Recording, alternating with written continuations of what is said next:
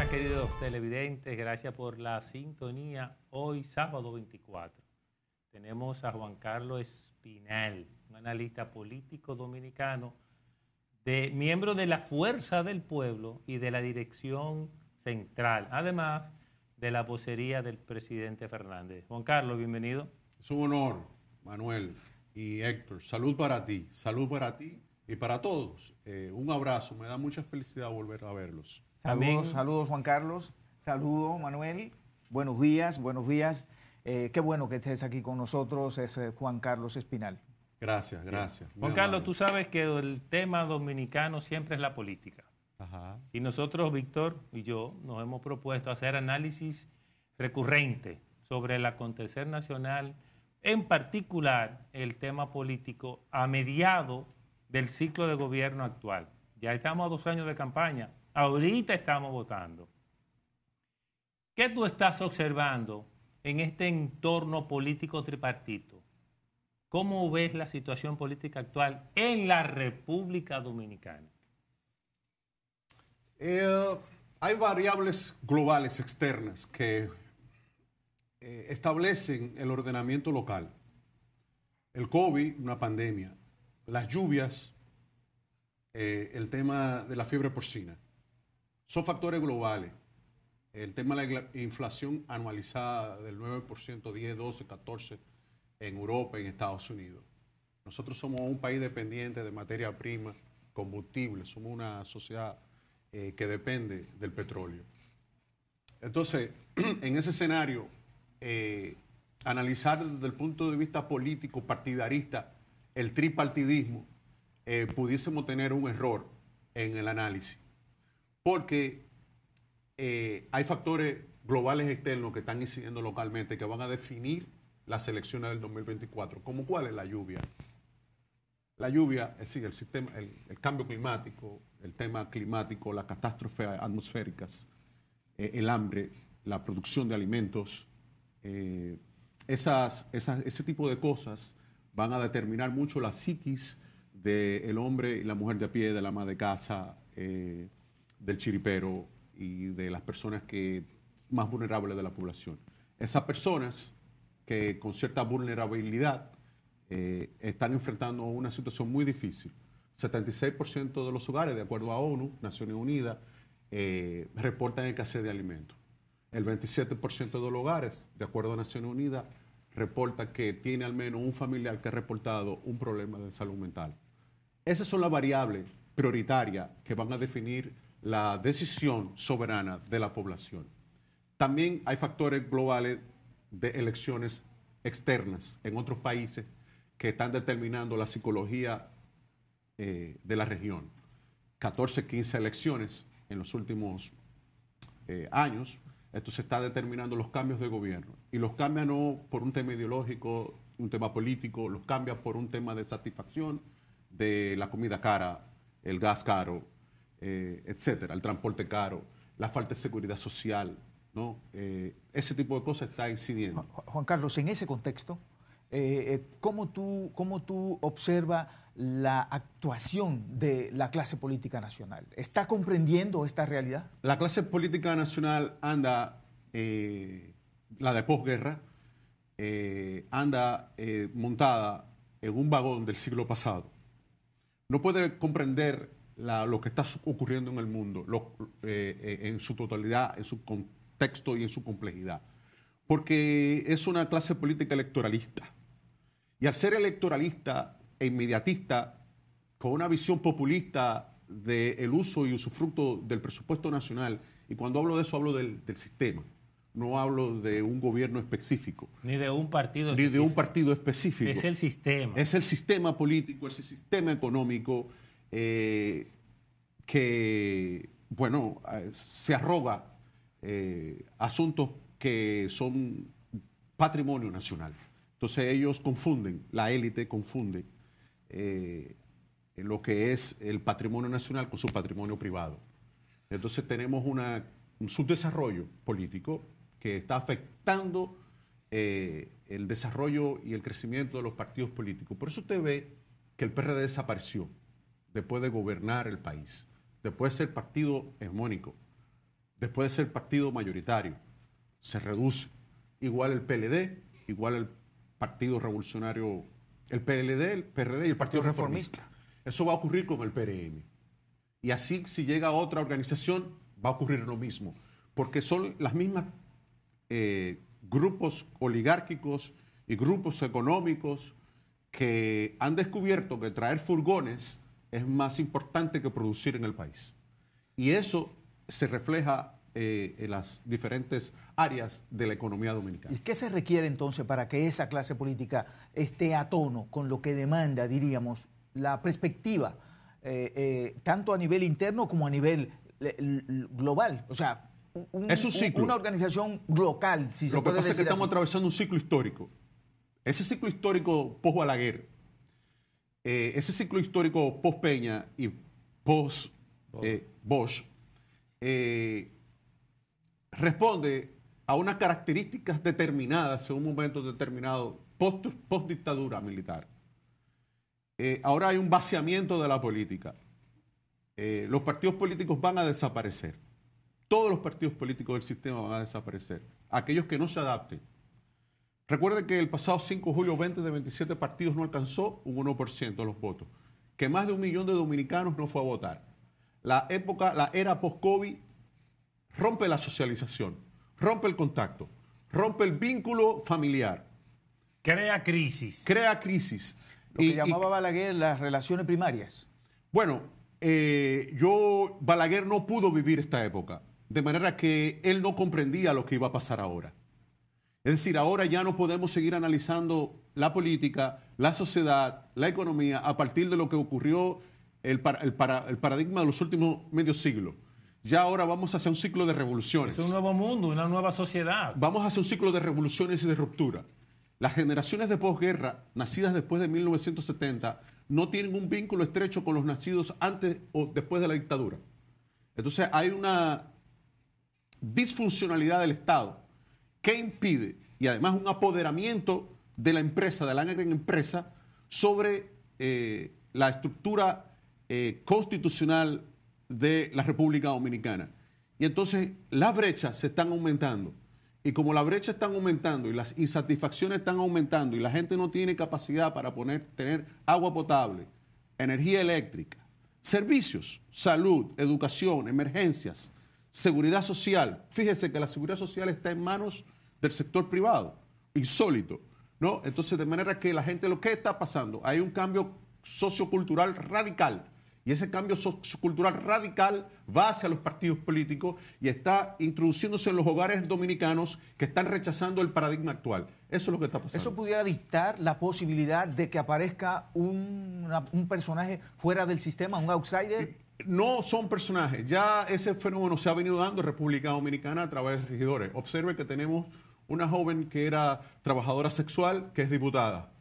Observe que tenemos a un sindicalista que es senador. Marte. Esas son expresiones de ruptura. Uno que era de la banca. Tenemos a la gente de la banca y el narcotráfico entrando a los partidos políticos. Eso es parte de la dinámica que está ocurriendo. Y eso se va a seguir profundizando. Ahorita tú señalabas que los partidos van a desaparecer para sustituirlo por otros. Para sustituirlo. ¿O qué tú ves? Mencionabas al PRM, que se entiende es un partido nuevo. Y tú lo ves desapareciendo también en ese desaparecer. ¿Por qué? Bueno, porque no hay sufragio universal. Es decir, los partidos políticos dominicanos no eligen a sus autoridades, a los que van a dirigir, los que son el 95% del Congreso, de los diputados, los legisladores, los ayuntamientos y los alcaldes. No son electos por la soberanía popular y por su dirigencia. Son impuestos. Entonces, ¿quién los está imponiendo? El gran capital. Entonces, esa gente no responde a la sociedad, esa gente no responde al carro público, esa gente no responde a mejor servicio, esa gente responde a un interés particular de quien me dio ese puesto. Entonces, hay un problema de conculcación de derechos fundamentales. El COVID rompe con los derechos humanos. Fíjense que aquí hubo un proceso de dictadura justificado con el Congreso a través de 550 días de confinamiento. Hubo más de 200.000 arrestos en toque de queda. Utilizaron el ejército para perseguir a la población. para proscribir la Constitución. De manera que eso va a desaparecer. Ellos todos van a desaparecer. Van a desaparecer por otros. Porque desde mi punto de vista, el cambio viene desde dentro. El cambio no vendrá desde fuera. El cambio va a ser desde dentro, porque la madurez de la sociedad es más amplia que las minorías dominantes, porque ellos son pocos. Si los del medio y los de abajo se unifican en un propósito, entonces vamos a tener gobiernos populares. Tú señalabas, de alguna forma, que el PRM en particular tiene un problema de estructura, de división. Si ellos corrigen eso, ¿hay alguna posibilidad de que ellos la corrijan desde tu punto de vista de análisis? Bajo las condiciones presupuestarias, bajo las condiciones sociales, políticas, económicas y culturales, el estado de ánimo juega un papel fundamental en la población. No será posible gobiernos de 4 y 8 años en República Dominicana. Nosotros vamos a ver muchas convulsiones, porque ya la gente se va a tragar el cable o el cuento de que se trata de un problema, de una justificación determinada. La gente quiere vivir bien.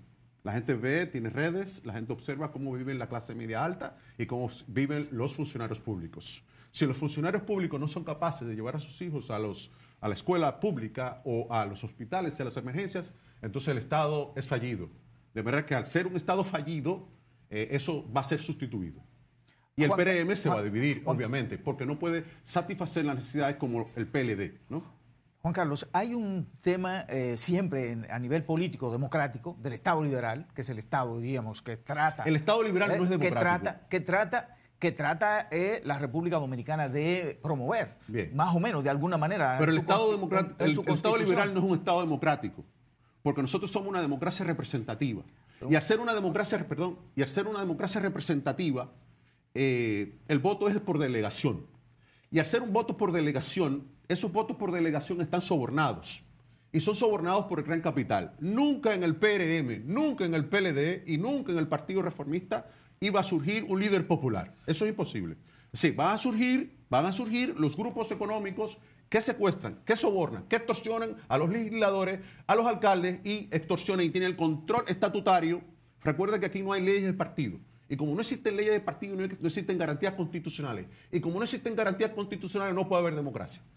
O sea que estamos hablando de que es un ideal, pero no en la realidad. Porque la idea es que sea un Estado liberal de acuerdo a la Constitución. No, la idea es que sea un plebiscito, que sea un referéndum, para que se pregunte a través de ampliar los preceptos constitucionales de la Constitución 2010 hacia avanzar hacia la pregunta, hacia la población, ¿qué tú quieres? ¿Cómo tú lo quieres y cuándo tú lo quieres? Eso va a suceder, eso va a llegar. Y está llegando poco a poco, porque hay una batalla cultural. Primero, la batalla cultural y mediática ha sido ganada. Es decir, las fuerzas populares y sociales, los movimientos sociales, la sociedad civil organizada y los sectores productivos nacionales han comprendido la necesidad de unificarse y la competencia del voto. Lo que te quiero decir es, aquí, Manuel, para concluir acá, es ¿la oposición dominicana está jugando su rol?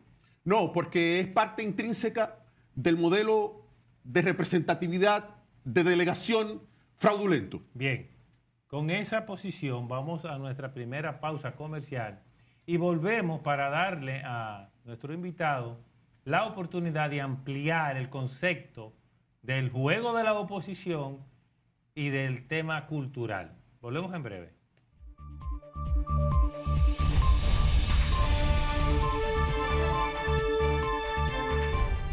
Estamos analizando el tema político nacional con todos sus bemoles. Lo político no es una sola cosa, no es un solo concepto. Lo político abarca todo. Juan Carlos, tú te señalabas de una manera magistral dos temas. Primero, Víctor quería saber, y yo quiero saber, y nuestros televidentes quieren saber, sobre la posición de la oposición. ¿Qué tan objetiva está siendo la oposición?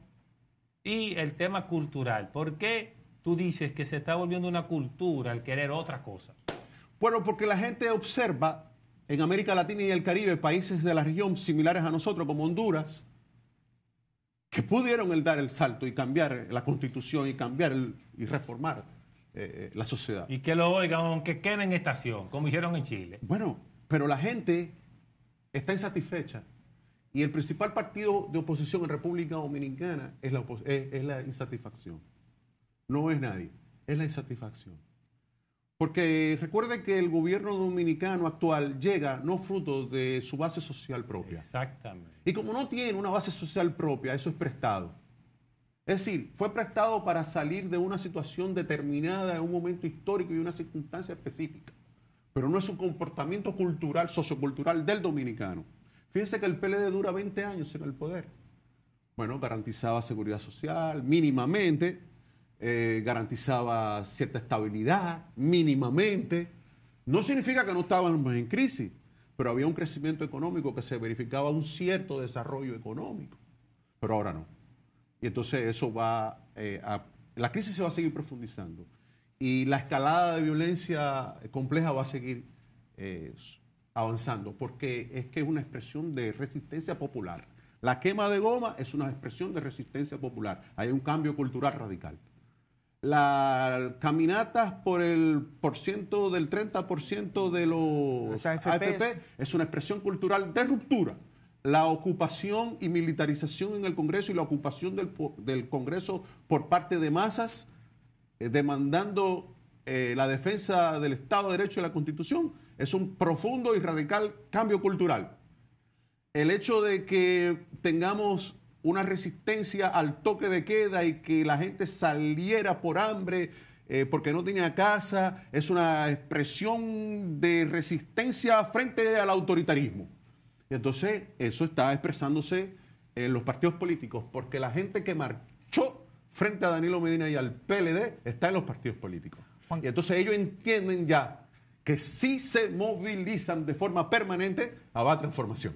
Sí, así es. Juan Carlos, si te tocara hoy, si te llamaran del gobierno para que lo asesorara, ¿cuáles serían las medidas que tú pudieras plantear en un escenario como el actual? Ellos tienen la suficiente capacidad tecnológica y científica instalada que fue asumida durante 20 años anterior. Ellos heredaron un Estado donde usted no puede sacar 10,000 pesos del Estado, de una oficina. Ellos heredaron leyes, ellos heredaron constitución, una buena constitución. Ellos heredaron un país que le ha permitido a ellos tomar 20,000 millones de dólares en 24 meses. Si yo tomara 24,000 millones de dólares en 20 meses, aquí no hubiese dificultad. Y eso es lo que ellos deben comprender. La gente entiende que ese dinero ellos no lo están invirtiendo en obras públicas, no lo están invirtiendo en leche, no lo están invirtiendo en comida. ¿Y en qué lo están invirtiendo? No lo sé, pregunta. Esa es la gran pregunta. ¿Por qué 20,000 millones de dólares en 24 meses? Tú lo tomas, pero al mismo tiempo introduce tasa cero, quiebras el campo, importas alimentos de más de 72,000 millones de dólares durante la pandemia y durante el confinamiento. Entonces es un gobierno contradictorio que requiere reflexionar, porque el tema de la reelección pende sobre cada acción del presidente de la República, sobre cada funcionario, sobre cada director general, sobre cada ministro. Es decir, recuerde que el presidente está en reelección y como está en reelección no puede tener soluciones inmediatas a los problemas, porque todo se diluye en la consecución de un objetivo determinado, porque el PRM no puede salir del poder. No podrá salir por ahí y tiene que quedar de todas formas en el poder. ¿Y se va a quedar? Dije, ¿Hay alguna estructura que garantice escuche lo que se acabo pueda de quedar? decir. Yo decía que Danilo Medina no podía salir del poder. Sí. No podía salir del poder. Ahí están los resultados. El PRM no puede salir del poder. Se tiene que quedar como sea en el poder. Como sea. Bueno, no hay opciones para ellos. La opción hoy... ¿Y qué opción tú ves si salen? Bueno, yo no quiero contaminar el análisis y decir que soy miembro de la Fuerza del Pueblo y va a ganar Leonel. A mí no me gusta eso, porque eso es propaganda. Entonces yo estaría mintiendo a la población. Juan Carlos Espinal, justamente te quería preguntar algo respecto de... Hay quienes piensan que la Fuerza del Pueblo es una especie de monarquía y entonces que allí la democracia no impera. ¿Cómo podemos nosotros decir que entonces esa organización política pudiera ser la organización política que diera al traste o ayudar a resolver los problemas que se presentan en este momento en la República Dominicana? Leonel Fernández es una expresión popular. Leonel Fernández representa en gran medida un sentimiento dentro de las poblaciones dominicanas mayoritarias. Entonces, cuando hablan del ataque a las fuerzas del pueblo, yo debo remontarme a cuando me fui del PLD, que dejamos todo atrás. Ahí nadie nos criticaba, ahí nadie nos ponía atención, ahí ni siquiera los periodistas nos invitaban a los medios de comunicación. Nuestros amigos se alejaron porque estábamos sepultados políticamente. Hoy, en República Dominicana, si se quiere hablar de paz, de estabilidad, aquí hay gobernabilidad democrática por la fuerza del pueblo, porque los dirigentes de la fuerza del pueblo, que tienen responsabilidad política y además experiencia, saben que es preferible respaldar al gobierno para salir bien, para ayudarlo, para que salga bien del proceso y que aquí no vengan los problemas de Panamá, los problemas de Chile, los problemas de Perú, los problemas de Puerto Rico. Entonces, al mango chiquito, ¿no? ¿Tú le tiras piedra a cuál? Al que tiene mango, por supuesto. Bueno, entonces ya ellos nos ven que vamos al poder. Ya ellos nos ven, ya ellos consideran nuestros contradictores, sin argumentos, sin conceptos, sin ideas. Consideran pues que entonces Leonel es un caudillo, etc. No, es un líder. Es un líder, además, punteando las encuestas. Ese es un fenómeno, venir de 0 al 3, del 0 al 18, del 18 al 3, del 3 al mayoritario, del mayoritario a 2 millones y ahora las encuestas. Hasta tú te asustas. ¿Qué está pasando con ese movimiento social y político que se convirtió en partido político el 5 de julio del año 2020 y transformó las relaciones de poder en República Dominicana? ¿Quién cambió las relaciones de poder en República Dominicana con un partido con 20 años tan fuerte como el Partido de la Liberación Dominicana? Ese es el liderazgo que está hablando ahora. O sea, la situación, las circunstancias actuales requieren de un liderazgo como el liderazgo del presidente Fernández. ¿Pudiera ser la solución o qué pudiera ser? Pero ¿por qué nos revolucionamos y no transformamos en el PRM y en el Partido Reformista? ¿Por qué no activamos el ejemplo que está haciendo la fuerza del pueblo, activando a todas sus mujeres para que compitan y que pertenezcan a la dirección política del partido? ¿Por qué el PRM comete el mismo error que cometió Danilo Medina al impedirle a su dirección media y de base elegir los candidatos? ¿Por qué si tú tienes 2 millones que tú dices en la Junta Central Electoral, Tineo, tú no le haces la posibilidad de competir internamente? Entonces, yo no creo que Leonel sea el salvavidas. Yo lo que creo es que él está en las mayores condiciones políticas, económicas, sociales, populares, el más conocido, el mayor referente, el que realmente está orientando. Entonces, en un escenario como ese, Lula va a volver. Bien. En un escenario como ese, Lula va a volver. Juan Carlos, el PLD está casi eligiendo su candidato a presidente. ¿Qué situación tú ves cuando se define el candidato? ¿Cómo puede eso cambiar el cuadro político nacional? Es que ya ellos fueron sacados del poder el 5 de julio. Es que ya. Es que esos dos candidatos... ¿En qué puede influir? Es que la que va a ser impuesta ya fue derrotada por la población, por falta de credibilidad. Ella se sumó a lo que pasó, que el pueblo le dijo, no, eso no es así. Y el otro tiene un liderazgo que no es nacional. Entonces ambos, cuando se miden, cuando hablamos y hacemos levantamiento casa por casa, que no encuesta, cuando observamos la situación abajo, en el medio, nos damos cuenta que ambos no superan la expectativa de lo que era el Partido de la Liberación Dominicana unido. Al no estar unidos, pierden. Por eso gana Abinader. Como Abinader está dividido, perderá. Y entonces, los PLDistas que tienen vocación de poder, no van a elegir al Penco. No van a elegir. El Penco es un modelo de mediocridad. El Penco es un modelo, como el Popi o el Guaguaguá. Son modelos de mediocridad culturales, ¿no? Entonces, eso se expresa. Pueden regalar el gobierno entero O sea, tú entiendes que hay una candidata ya seleccionada como resultado de esas elecciones internas. Eso es lo que tú me estás diciendo. Esa es la lógica de la dirección política que controla a Danilo Medina. Ahí se va a hacer lo que diga Danilo Medina. El PLD es de Danilo Medina, es un patrimonio de Danilo Medina.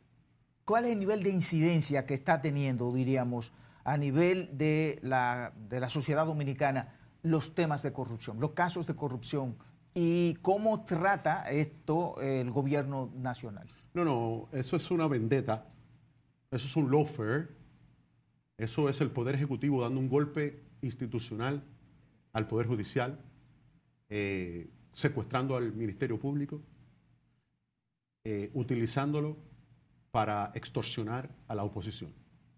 Ese es el resumen que yo le doy. Allí no hay respeto por el desenvolvimiento de los procesos. Hay un ejercicio mediático, partidario. Hay un ejercicio de extorsión a través de unas oficinas de abogados de recolección de dinero. Y lo que se busca es reducir a la oposición o reducir a cualquier sector para imponer una narrativa específica frente a la reelección. Entonces esos son aspectos reeleccionistas.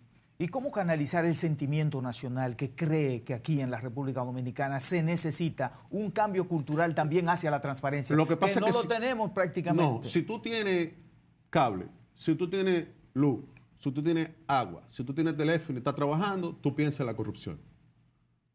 Si tú tienes hambre, si tú no tienes techo, si tú no tienes salud, si tú no tienes educación, si tú no tienes emergencias, si tú tienes seguridad social, tú tienes hambre, tienes necesidades básicas. La gente no piensa en eso. La gente entiende que eso es un problema de la justicia. Eso no es un problema del Poder Ejecutivo. Al Poder Ejecutivo no le compete eso. Él se está metiendo en lo que no le importa. ¿Tú me estás entendiendo? Él se mete en cosas que no son competencia de él. Entonces, cuando él dice que la justicia es esto, es que él manda a un fiscal a meter preso a aquel, porque no está de acuerdo con él. Y nosotros tenemos que vencer eso, porque eso viene de Lilis, porque entonces a él le va a ocurrir lo mismo, como lo que está ocurriendo a Danilo, que se puso de arrogante.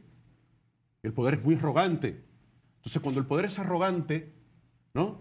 Como está pasando ahora mismo con el PRM, entonces hay un sentimiento en contra del abuso del poder.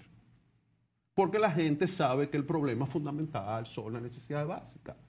Eso de la corrupción, sí, pero eso es para los fiscales, es un poder judicial separado, se supone que hay separación de poderes.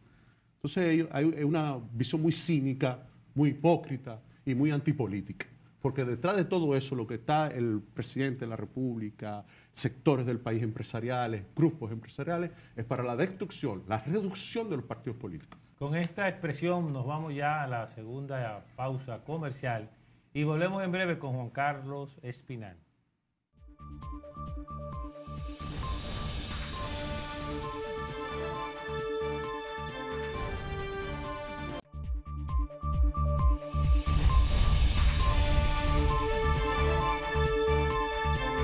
Continuamos aquí con Conexión Global RD y con Juan Carlos Espinal. Juan Carlos, la ONU está reunida.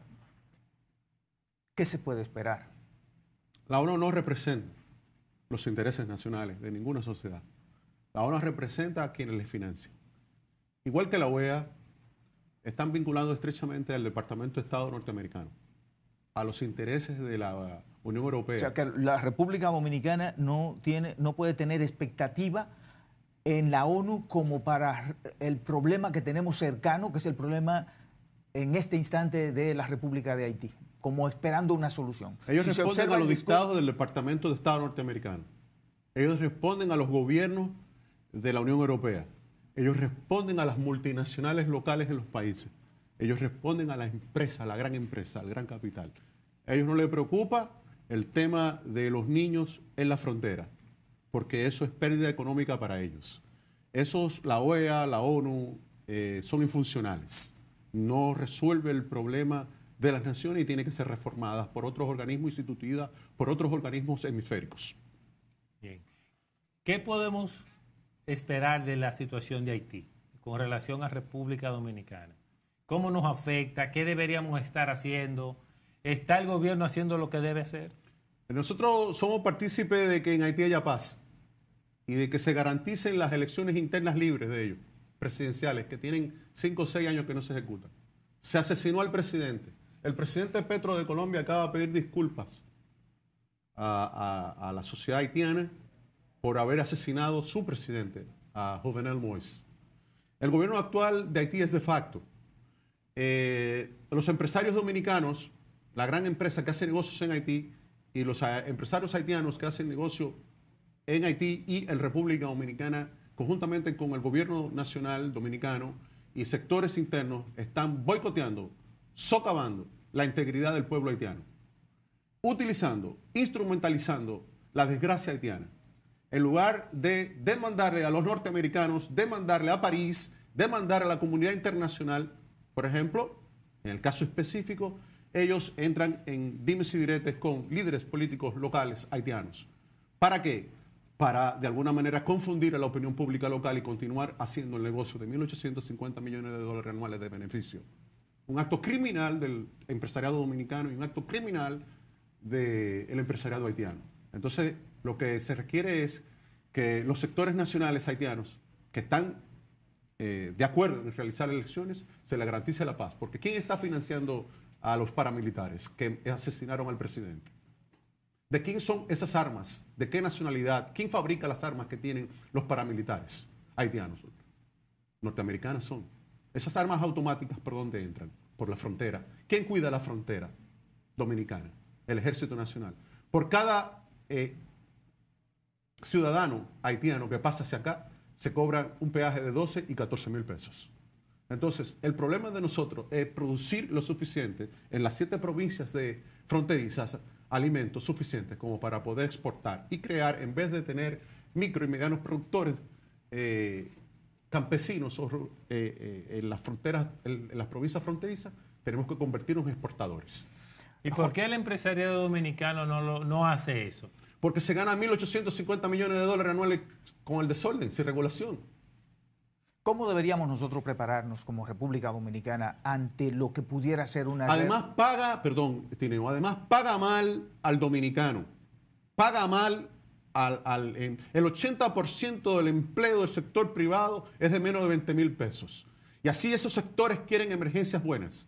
Y así esos sectores quieren agua. Y así esos sectores quieren transporte. Y esa gente no firmó el pacto eléctrico, esa gente no firmó el pacto fiscal. Esa gente está detrás de la estafa de Punta Catalina, dándonos apagones financieros. Entonces yo no puedo creer en ese empresario dominicano, ni como no creo, evidentemente, en el empresario haitiano.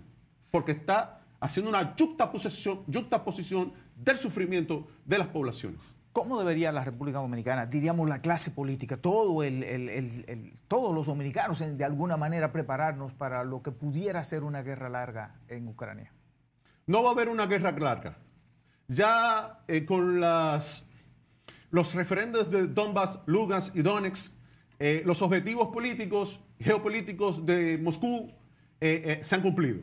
Ya lo que estamos esperando es lo que está esperando el mundo y Europa es la rendición antes de que llegue el invierno de Kiev.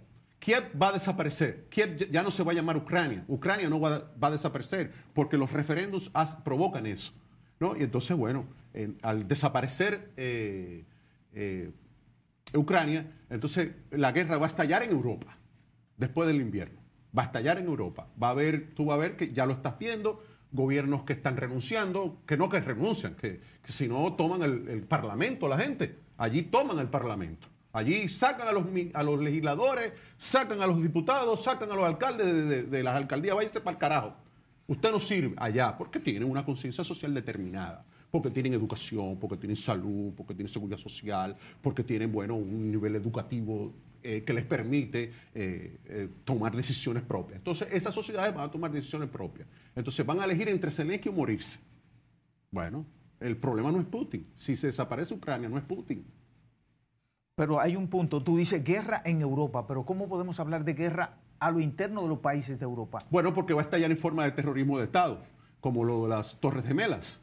Ya lo estamos observando. En Europa y en América Latina también se está dando. Ese atentado a Cristina Kirchner son facciones, son células nazistas de extrema derecha que están ocupando gobiernos como el de Polonia, como el de Hungría, es decir, hay todo un auge de la extrema derecha en Europa, ¿no? La derecha liberal ha pasado a ser nazista, fascista, ¿no? No comprende, ha perdido la capacidad, el COVID le ha impedido la capacidad de poder ser independientes. Son dependientes del gas, son dependientes de los alimentos. Entonces, ¿de quién es el gas que ellos consumen para prenderse y calentarse en el invierno o para alimentarse? Es ruso, no es de ellos.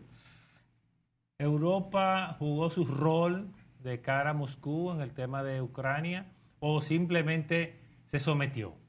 Europa se sometió. No es Europa, son los gobiernos europeos afiliados al Departamento de Estado norteamericano con quienes hacen negocios para enriquecerse y empobrecer a las poblaciones. No son los países. Los países están quitando a esa gente porque le están diciendo, mira, el problema no es Putin, papá. El problema es que el gas no es tuyo, es de ellos. Y tú quieres poner el precio de ellos. Y ellos dicen, entonces yo no puedo sufrir porque tú tengas un conflicto con Biden, conmigo. Biden no es europeo. Yo necesito gas. Yo necesito vivir bien, como siempre he vivido bien. Entonces, si tú no garantizas eso, entonces, ¿qué va a hacer Rusia? ¿Te va a regalar el gas? ¿Gazprom te lo va a regalar? Entonces, si tú me bombardeas y avanzas hacia el este, y desde el año 2014 tienes cometiendo un genocidio, ¿qué yo debo de hacer?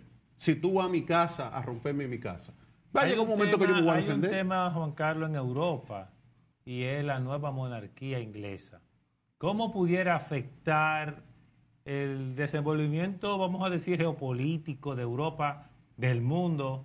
¿Cómo tú ves a Carlos III en este tiempo? Lo que pasa es que hay un proceso de desglobalización hay un proceso de desglobalización y de descolonización en el mundo. Jamaica, Bermuda, Barbados. Es decir, Haití se va a separar del contexto en el cual lo tienen sumido. Nosotros nos vamos a separar. Es el mismo proceso. Es decir, nosotros estamos negando la democracia liberal en República Dominicana. Cuando tú ves que la gente camina y dice el 30%, es lo mismo efecto que le está pasando a los gobiernos de Europa. ¿Entiendes? Si no, tú te estás portando mal, entonces va a venir Xiomara Castro aquí, una Xiomara Castro aquí. En las condiciones, en las características locales. Por eso es que tú ves que luego de 40 años de dictadura pinochetista y el milagro chileno, sale un estudiante, Boric, pero compitió con un comunista, Jadwe, que va a ser el presidente de Chile y que va a ser el plebiscito y va a ganar el plebiscito con el 60%. Entonces va a haber una descolonización. Vamos, estamos en el advenimiento del mundo multipolar. Tan pronto Lugansk, Donetsk y Donbass y Kherson se declaren república, ya Estados Unidos no es potencia, ya no lo es. Ya es un tigre de papel. Sí, pero sin embargo, en el marco de nosotros, de América Latina y el Caribe, por ejemplo, sobre República Dominicana, el nivel de incidencia es alto. Sí, porque está intermediando, ¿Cómo puede incidir en las elecciones del 24? Pues siempre con el fraude, con la compra del voto. ¿O acaso los norteamericanos... divididos, Fuerza del Pueblo y PLD pueden ganarle al presidente Abinader, que tiene el visto bueno de los... No, lo que pasa es que no se trata de que si están divididos o no. Se trata de la insatisfacción. La insatisfacción... ¿Cree que sea suficiente la insatisfacción? La insatisfacción... ¿De un pueblo que no vota? No hay forma. Danilo Medina fue al Palacio de los Voleibol. Nosotros nos reímos mucho cuando lo dijo. Él dijo, nosotros les vamos a ganar a todito. Yo me reí porque él estaba haciendo un ejercicio mediático. Lo mismo le va a pasar a Abinader. Le va a pasar. O sea que no sé si tú me entiendes. Es imposible que una persona con derechos constitucionales que se lo sepa ejercer asuma el mismo camino. Porque Abinader ha continuado. O sea que en tu análisis tú concluyes que aún Danilo Medina se una al presidente Abinader, no hay forma de que la reelección pase. Pero ¿y cómo van a votar por el PLD? ¿Cómo un PLDista va a votar por eso? ¿Cómo? O sea, ¿cómo el PLDista no pudo garantizar la victoria? Entonces, es que ese es el fenómeno. ¿Y si la mayoría de los que quedan en el PLD es danilista y no PLDista? Bueno, pues va a ganar las elecciones. Y no la ganaron. Pues entonces, si es así como tú planteas, entonces ganarían las elecciones. Pero ¿cómo tú vas a ganar con el que ya te ha sido rechazado? Y además, ¿cómo tú puedes competir con el hambre? ¿Cómo tú puedes competir con los apagones? ¿Cómo tú puedes competir con el dengue? ¿Cómo tú puedes competir con la fiebre porcina? Encrucijada. ¿Cómo tú puedes competir con la fiebre porcina? ¿Cómo tú puedes competir cayéndose de los puentes sin mantenimiento? ¿Cómo tú puedes competir con eso? ¿Cómo tú puedes competir con el 10% anualizado de la inflación? ¿Cómo? ¿Cómo? Tú puedes emplear al país entero y van a votar en contra de ti, como le pasó a Danilo. O sea que el principal enemigo del gobierno no es la oposición. Es la insatisfacción. Es el carácter de la voluntad popular. Que fue el mismo que sacó al PLD del poder. Y que es el mismo que sacó, por ejemplo, que va a sacar a Bolsonaro en Brasil. Exacto. Que fue el que va a sacar, por ejemplo, en Chile sacaron a los derechistas. Es que no hay una fuerza más grande de un voto que de un voto insatisfecho. Entonces, ¿tú no crees, Juan Carlos, en las encuestas que han salido en los últimos días que sitúan al presidente en un porcentaje bastante elevado? 60, es que yo creo 65%. En el día a día. Las encuestas son mediáticas. Las encuestas no hablan, las encuestas no tienen sentimientos, las encuestas no lloran, las encuestas no hablan, las encuestas no pasan hambre. Espérate. Permíteme decírtelo humanamente, para que tú veas cómo funciona. Todo eso son recursos, fuego artificiales mediáticos. Sacan la encuesta porque se van. Sacan la encuesta porque se va. ¿Y acaso Danilo no lo dijo? Que el penco estaba arriba. Cada vez que lo decía nos reíamos. Porque es que en una tríada tú no puedes ganar solo. Y ahora es peor. Porque ahora el descrédito, lamentablemente el descrédito que tiene ese partido, se los va a llevar. Porque el PLDista tiene vocación de poder y se acostumbró a recibir un cheque del Banco de Reserva cada día 30 o cada día 15. Fue formado, tiene formación, sabe cómo opera el Estado. ¿Quién garantiza eso? Ya Abinader cumplió con lo de él. Danilo no regresa. Abel no puede garantizar. O sea que es un tema de mecanismo más que de conciencia. Es un tema de realidad, de sobrevivencia, porque hay hambre. Es que hay hambre. Es que ese es el factor cultural que está pendiente. ¿Tú no ves que el presidente llama a los partidos políticos al Palacio en el día de ayer? Es que se nota ya, él está sintiendo la soledad del poder. Lo dejaron solo. Con la reforma, lo dejaron solo. Con reducir al 45% de la Constitución, lo dejaron solo. Él aprobó su legislador en la tasa cero, solo. Entonces está solo, ese es el problema. Entonces, en la reforma, ¿tú piensas cuál es el nivel de responsabilidad de toda la clase política, tanto de la oposición como del gobierno, en relación a uno de los tres acuerdos que se llegaron en la Ley Estrategia Nacional de Desarrollo, que es el tema de la reforma fiscal? ¿Puede República Dominicana, con la presión fiscal actual que tiene, enfrentar ese tema que tú dices, esa insatisfacción de la gente con la deuda, solamente recurriendo a la deuda? Es una pregunta inteligente. Esa es la gran crítica al sistema de partidos políticos. Con una presión tributaria del 14%, los empresarios en el CONEP, en la Cámara Dominicana, Dominico-Americana de Comercio, haciendo lobby para el tema de Punta Catalina. Sin embargo, hay que elevarla hacia el 22%, la presión tributaria. Con una presión tributaria del 14%, cuando se exige el 22%, no puede haber desarrollo. No puede haber crecimiento con desarrollo económico. Entonces, lo que ellos han violado la ley, ¿no?, de la Estrategia Nacional de Desarrollo, se muestran incompetentes. La élite se muestra muy competente. Además, también dentro de los partidos políticos y dentro de la sociedad dominicana hay una baja cultura democrática. No es un mérito, no hay una profesionalización de los partidos políticos.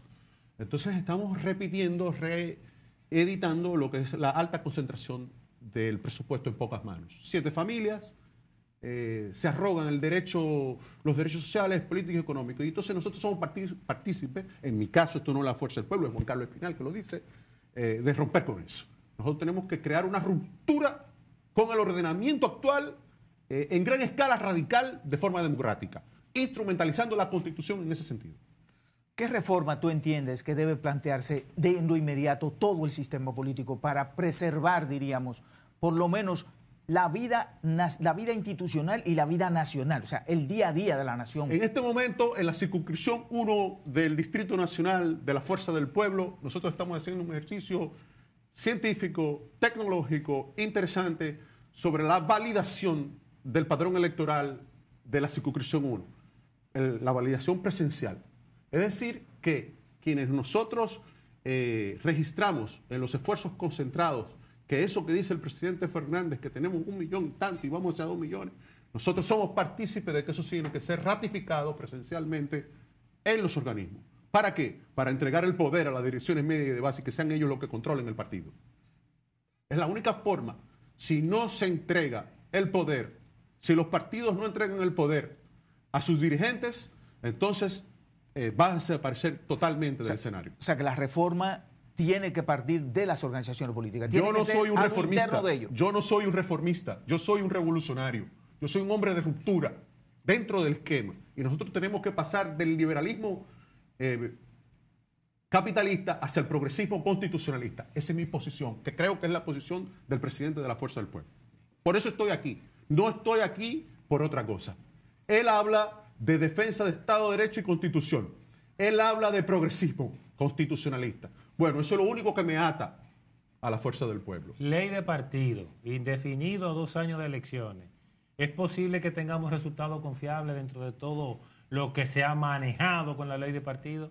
La Junta Central Electoral está estructurada por gente muy profesional, con una visión democrática dentro del esquema de la plutocracia.